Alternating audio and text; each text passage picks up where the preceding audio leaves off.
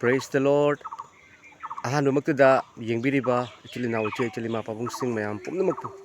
Bayanan laishram namukasuhanna kanbiba mapu Jesus Christagi Jesus Christ ki sengthoreba minglenda ikai khumna zabagaloina yai famangol pizari matam chupada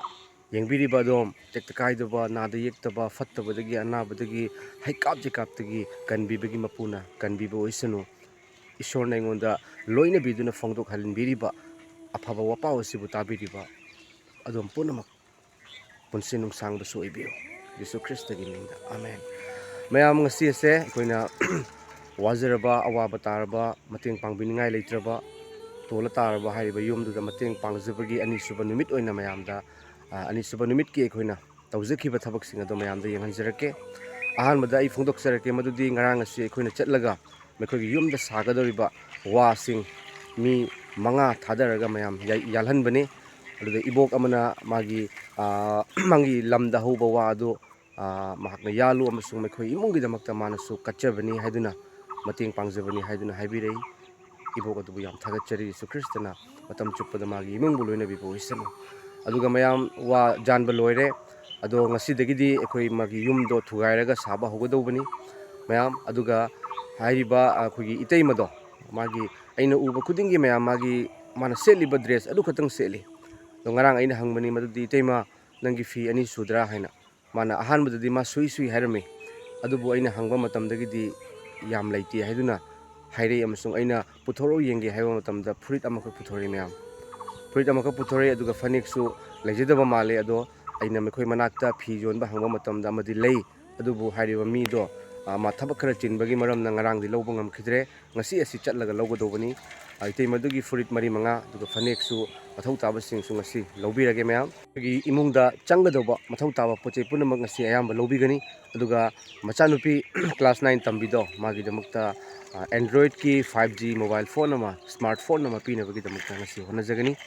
mateng pangbirakhiba chilina uche chilima pabung singguna hauna na mukasuhana Prabhu Jisu gi mingde kai khumnajari aina tawjariba thawgalase adomna mai pakan biribani adomna ngamhan biribani maramdi adom gi nungda ishorna sijinabi adomda mateng aingonda mateng panghan bibase aingonda natte Yesu Christ dani haibase adom kaubi ganako thagachari mayam holy bible dagi shogi wahai ama khatang pathok sarake ngasi aikoina mateng pangjari basi aikoi paisa lei haibagi natte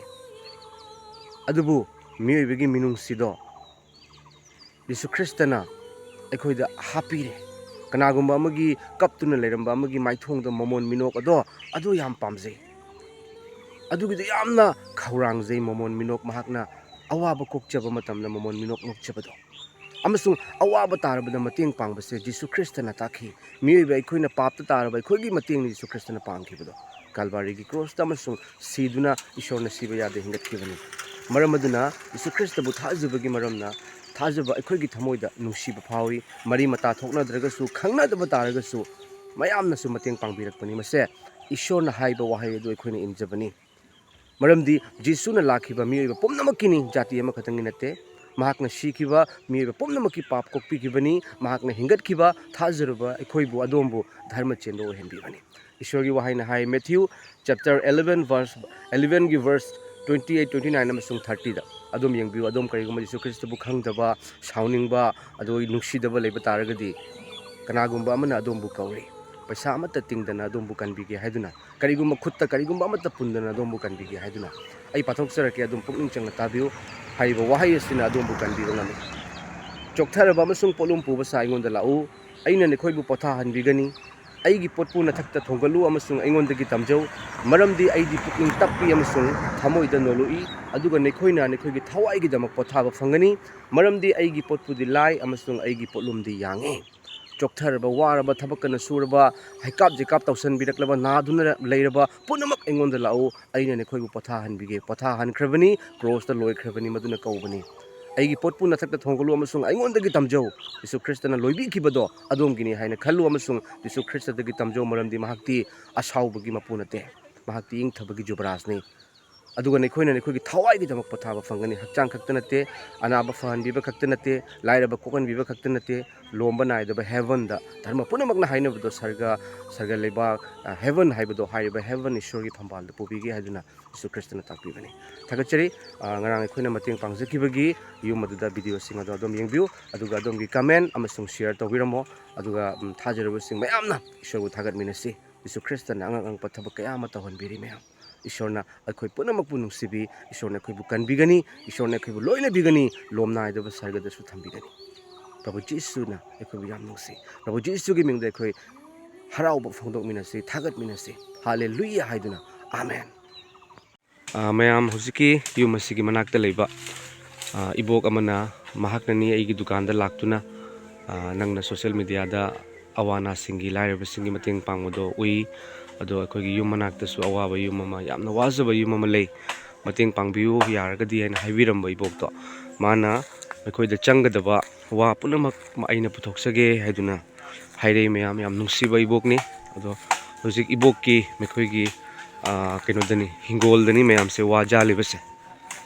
ꯏꯕꯣꯛꯁꯤꯅ ꯇꯧꯔꯒ ꯋꯥ ꯄꯨꯝꯅꯃꯛ ꯑꯩꯉꯣꯟꯗꯒꯤ ꯂꯧ ꯃꯥꯁꯨ ꯏꯕꯣꯛꯁꯤꯁꯨ ꯑꯋꯥ ꯑꯅꯥ ꯇꯥꯔꯕꯗ ꯃꯇꯦꯡ ꯄꯥꯡꯕꯁꯦ ꯌꯥꯝ ꯄꯥꯝꯖꯩ ꯍꯥꯏꯅ ꯍꯥꯏꯕꯤꯔꯛꯄꯅꯤ ꯌꯥꯝ ꯅꯨꯡꯁꯤ ꯏꯕꯣꯛ ꯊꯝꯕꯥꯜ ꯃꯍꯥꯛꯅ ꯄꯨꯊꯣꯛꯄꯤꯕꯅꯤ ꯑꯋꯥꯕ ꯇꯥꯔꯕ ꯌꯨꯝꯁꯤꯗ ꯃꯥꯅ ꯃꯇꯦꯡ ꯄꯥꯡꯕꯤꯕꯅꯤ ꯌꯥꯝ ꯊꯥꯒꯠꯆꯔꯤ ꯏꯕꯣꯛꯀꯤ ꯃꯊꯛꯇ ꯏꯕꯣꯛꯀꯤ ꯏꯃꯨꯡ ꯃꯅꯨꯡꯒꯤ ꯃꯊꯛꯇꯁꯨ ꯏꯁꯣꯔꯅ ꯍꯦꯟꯅ ꯂꯣꯏꯅꯕꯤꯕ ꯄꯨꯟꯁꯤ ꯅꯨꯡꯁꯥꯡꯕ ꯐꯠꯇꯕꯗꯒꯤ ꯀꯟꯕꯤꯕ ꯑꯣꯏꯁꯅꯨ ꯍꯥꯏꯅ ꯏꯁꯣꯔꯗ ꯈꯨꯔꯨꯝꯖꯔꯤ ꯃꯌꯥꯝ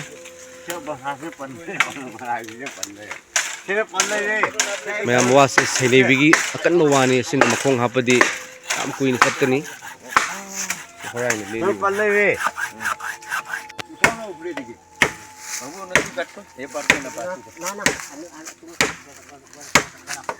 ꯋꯥꯗꯤꯕꯨ ꯑꯀꯟꯕ ꯉꯥꯛꯇꯅꯤ ꯁꯤ ꯂꯥꯏꯔꯤꯛꯁꯤ ꯄꯥꯕ꯭ꯔꯣ ꯉꯔꯥꯡꯗꯩ ꯄꯥꯏꯔꯥ ꯇꯂꯣꯁꯤ ꯄꯥꯕ꯭ꯔꯥ ꯅꯥꯎꯗꯤ ꯄꯥꯕ꯭ꯔꯥ ꯑꯁꯤꯁꯦ ꯀꯗꯥꯏꯗꯕꯨ ꯊꯝꯃꯅꯣ ꯄꯄꯥꯏ ꯃꯣꯟ ꯃꯈꯥ ꯊꯝꯃꯅꯣ ꯑꯩꯗꯤ ꯉꯔꯥꯡ ꯁꯤ ꯀꯣꯜꯂ ꯇꯨꯝꯃꯤ ꯄ꯭ꯔꯦꯖ ꯗ ꯂꯣꯔꯗ ꯍꯣꯏ ꯍꯣꯏ ꯅꯣꯏꯒꯤ ꯐꯠꯇꯕ ꯄꯨꯝꯅꯃꯛ ꯇꯥꯟꯊꯣꯛꯈꯤꯗ꯭ꯔꯣ ꯃꯤꯁꯤꯅ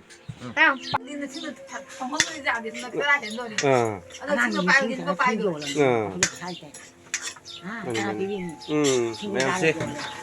ꯒ꯭ꯌꯥꯁ ꯁꯤꯂꯤꯟꯗꯔꯁꯤꯗ ꯊꯣꯡꯕ ꯍꯧꯈ꯭ꯔꯦ ꯑꯩꯈꯣꯏꯒꯤ ꯏꯇꯩꯃꯒ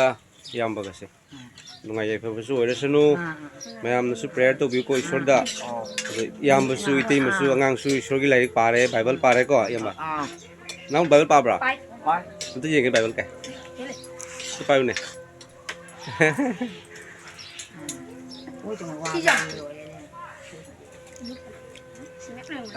ꯃꯤꯖꯣꯔꯥꯝ ꯂꯩꯕꯗꯀꯣ ꯑꯣ ꯃꯤꯖꯣꯔꯥꯝ ꯂꯩꯔꯝꯕ ꯇꯥꯗ ꯑꯗꯨꯒ ꯑꯩ ꯑꯁꯦꯡꯕ ꯁꯟꯗꯦ ꯈꯨꯗꯤꯡꯒꯤꯀꯣ ꯀꯥꯕ꯭ꯔꯥ ꯆꯔꯆꯇ ꯂꯥꯏꯁꯪꯗ ꯆꯠꯂꯤ ꯑꯣ ꯆꯔꯆꯇ ꯀꯥꯏ ꯑꯣ ꯐꯔꯦ ꯐꯔꯦ ꯐꯔꯦ ꯌꯥꯝ ꯅꯨꯡꯁꯤ ꯑꯗꯨꯅꯅꯤ ꯏꯁꯣꯔꯅ ꯊꯥꯔꯛꯏꯅꯤ ꯑꯩꯈꯣꯏꯁꯦ ꯏꯌꯥꯝꯕꯅ ꯆꯔꯆꯇꯒ ꯀꯥꯔꯝꯕꯗꯣ ꯏꯁꯣꯔꯅ ꯈꯪꯉꯦꯕ ꯈꯪꯕ꯭ꯔꯥ ꯏꯇꯩꯃ ꯏꯇꯩꯃꯒꯤ ꯑꯋꯥ ꯑꯅꯥ ꯀꯣꯛꯄꯒꯤ ꯃꯇꯝ ꯌꯧꯔꯕꯅꯤ ꯑꯗꯨꯅꯅꯤ ꯖꯤꯁꯨ ꯈ꯭ꯔꯤꯁꯇ ꯍꯥꯏꯅ ꯊꯥꯒꯠꯂꯨ ꯈꯪꯕ ꯊꯥꯒꯠꯆꯔꯤ ꯏꯄꯥ ꯖꯤꯁꯨ ꯈ꯭ꯔꯤꯁꯇ ꯍꯥꯏꯅ ꯑꯃꯇ ꯍꯥꯏꯈ꯭ꯔꯣ ꯊꯣꯡꯉꯣ ꯊꯣꯡꯉꯣ ꯄꯨꯝꯅꯃꯛꯇꯒꯤ ꯏꯁꯥ ꯐꯩ ꯑꯩꯒꯤꯗꯤ ꯆꯪꯗꯧꯔꯝ ꯆꯪꯉꯝꯃꯤ ꯍꯣꯏ ꯍꯣꯏ ꯏꯁꯣꯔꯅ ꯅꯨꯡꯁꯤꯅ ꯂꯧꯁꯤꯟꯕꯤꯕ ꯀꯣꯟꯁꯤꯟꯕꯤꯕ ꯑꯣꯏꯁꯅꯨ ꯐꯠꯇꯕꯗꯒꯤ ꯀꯣꯛꯄꯤꯕ ꯑꯣꯏꯁꯅꯨ ꯐꯔꯦ ꯐꯔꯦ ꯑꯣꯛꯀꯗ꯭ꯔꯥ ꯁꯤꯅ ꯑꯣꯛꯀꯗ꯭ꯔꯥ ꯆꯪꯈ꯭ꯔꯒ ꯌꯥꯎꯔꯗꯤ ꯆꯍꯨꯝ ꯑꯣꯏꯗꯤ ꯐꯒꯗꯕ ꯆꯍꯨꯝ ꯑꯣꯏꯗꯤ ꯐꯒꯗ꯭ꯔꯥ ꯑꯗꯨꯗꯤ ꯑꯩ ꯆꯞ ꯆꯥꯗꯧꯔꯝꯃꯤ ꯃꯣꯏ ꯃꯤ ꯀꯌꯥꯅꯣꯊꯕꯛ ꯁꯨꯏꯗ ꯃꯣꯏ 5 ꯃꯤ 5ꯔꯣ ꯊꯕꯛ ꯁꯨꯏꯁꯦ ꯑꯗꯨꯗꯤ ꯌꯥꯔꯕ ꯇꯥꯗꯣ ꯌꯥꯔꯕ ꯃꯌꯥꯝ ꯋꯥꯁꯤꯡꯁꯦ ꯌꯥꯜꯂꯒ ꯄꯨꯔꯦ ꯃꯤ ꯉꯁꯤ ꯄꯨꯟꯅ 5 ꯊꯕꯛ ꯁꯨꯕꯅꯤ ꯃꯌꯥꯝ ꯋꯥꯁꯤꯒꯤ ꯋꯥꯒꯤ ꯃꯈꯣꯡ ꯍꯥꯞꯅꯕꯁꯦ ꯁꯩꯅꯩꯕꯤ ꯍꯥꯏꯕ ꯑꯀꯟꯕ ꯋꯥꯗꯨꯅꯤ ꯃꯌꯥꯝ ꯑꯀꯟꯕ ꯋꯥꯅꯤ ꯑꯗꯣ ꯁꯨꯔꯤ ꯇꯧ ꯌꯥꯝꯅ ꯀꯟꯕ ꯌꯨꯝꯕꯤ ꯑꯣꯏꯔꯦ ꯌꯨꯝꯕꯤꯁꯤꯡꯁꯤ ꯌꯦꯡꯕꯤꯌꯨ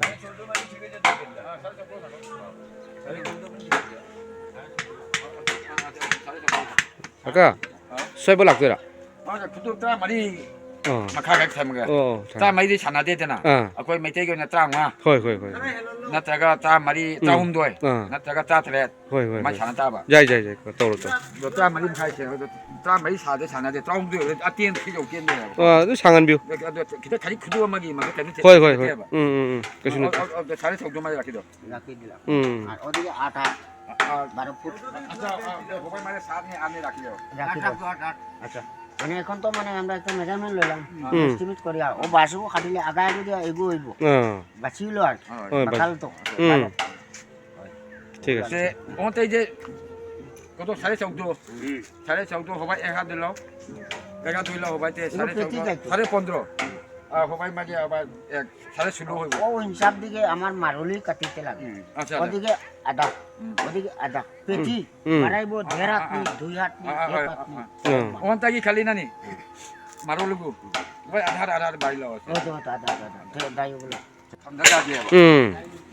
시간이 맞으면 세중 내려오러 가면 빠지가. 다리 담다가 돼요. 많이 좀 때마 때마기 프리트 아때 레이드라 레이브라 아파밤 리루나 그냥 프리트 파네도 아 그냥 떠오라 레로로 프리트 파네 하요 때마 하요 레이트라디 레비락도 레이드라 레비디 레이트 아니 그런 거야. 아, 무슨 얘기네 또 붙여줘 얘기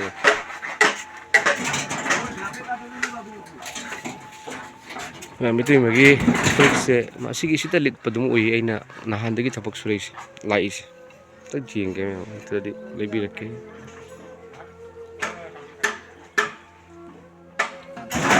아, 이거 빠지 이게 생각나네. 어떻게 등하이래 아, 그거 그거. 쪼리 니가 하다 내지. 스스로 나가는 거. 이때 머기 시가 피존 레브라 사실 피존 미 캉브라 아, 미가가 가는 거도. 뭐지 좀라 미가가 가는 거도. 내가 강. 나나버티 뭐 지금 저디 방가더라 방울이 방는 건 니만 잡자네. 어 시저가 한 건지 수중가 건지 수자이. 자이 어 간지는 파이가 그 맞대가 빠요도 해야 돼. 간지가 저보다 저기 파야잖아. 파이 스킨 단추나 따보다. 그걸 넣었어 이거. 그노디 아니 수드라 파닉디 아니 수드라 이때 머기 레벨이 레이네. 네 레브라 잠깐 수리 사박세 아마 시 와시 잔도 잠나 와니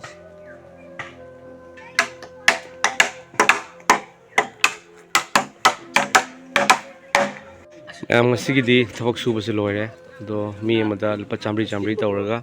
do sainebigi wani na mayam yamna awaba thawakni wase jallaga mu puraga lakpani khar lape moigi kanase moi mi mangani yumu se tharaga do moi mi mari di mapandagi ni moi de piragi pisa se punna chamri tawraga di policing amaga chatruk thoi 나리 policing amaga chatruk 바른다지 와부 주동금 되는 거 와래야 맞지 너 하면 증대 왜 사기 증가하면 뭐 미트나 말아야 tado lao tado do di lising amaga chatruk thoega thopra 아니 지금 오자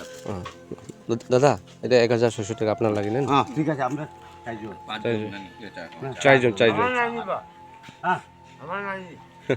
তুমি কাম করছিস নি পারে যদি হাইংসু লাগপিও কো দাদা কালকে আইও না তাহলে চলে